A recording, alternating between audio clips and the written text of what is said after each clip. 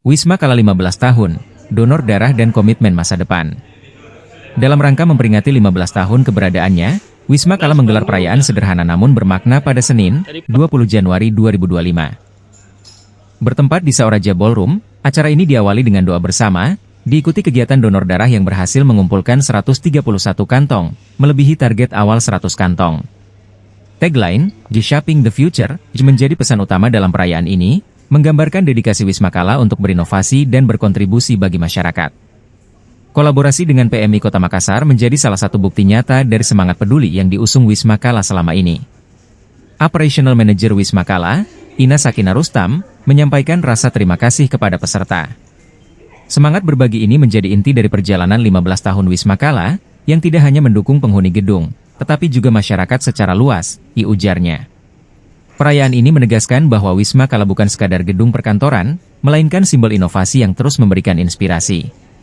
Dengan visi progresif, Wisma Kala siap melanjutkan kontribusinya bagi masa depan yang lebih baik.